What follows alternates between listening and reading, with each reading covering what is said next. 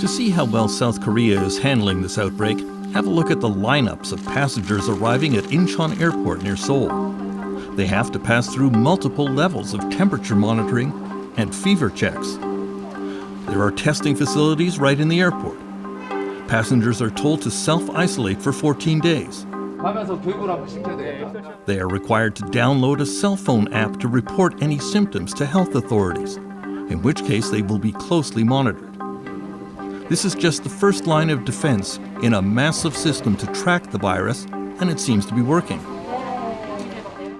If you compare the progression of infections in countries like Italy, Spain, the United States, and Canada, Korea was much more successful in containing the spread of the disease, and now has far fewer deaths per million of residents than most infected countries.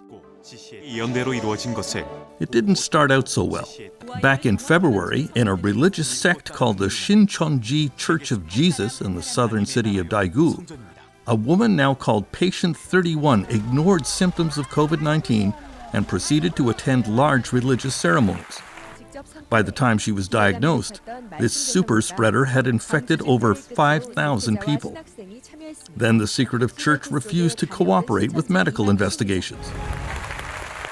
Young Sun Kim is a journalist with KBS, the Korean public broadcaster.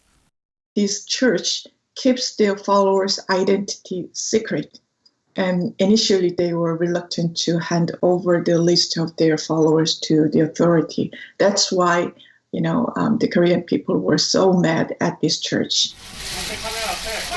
Eventually, the church leader prostrated himself before an angry public and apologized profusely. The Korean containment system swung into action to slow the outbreak. Once it is established that someone has a suspected or confirmed case of COVID-19, cell phone and credit card data is used to chart everywhere that person has been lately and every other person they have come close to. The contacts of those people can also be traced almost instantly, giving a much better idea who requires immediate testing. Hoon Sang Lee is a professor of global health security at Yonsei University in Seoul. They can use big data and AI to analyze their whereabouts. So now it is totally automated. So within 10 minutes, all those information can be gathered automatically. So the contact tracing time had been drastically reduced at this moment. People also receive cell phone alerts of contacts with infected patients and locations in their neighborhood. Victoria Kim covers South Korea for the Los Angeles Times. So if there's been a COVID patient in my vicinity, I will get an emergency push alert on my phone that'll tell me they were at this restaurant between the hours of 7:30 and 8:30 last night, or like this particular subway stop at these hours. This sort of thing will raise privacy and civil rights concerns around the world, but the vast majority of Koreans seem to accept it. The government keeps the balance between protecting public safety and protecting private information, basically. So the information made to public does not include any private information that allow people to identify whose information they are receiving. So it only says male or female and their age.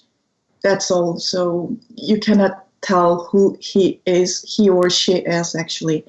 And second, the people understand extraordinary measures are necessary during extraordinary time. Drive-in testing facilities have been set up all over the country and are a godsend for families who can't bring in babysitters or spend hours in the hospital.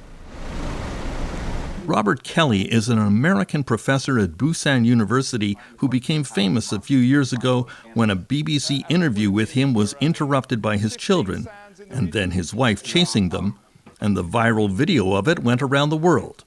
He loves Korea's drive-in testing facilities. Taking my kids to a hospital for 2 or 3 hours? Give me a break, right? I mean, forget it. They're going to be climbing the walls and punching each other and they're going to tear stuff off the walls. I don't know.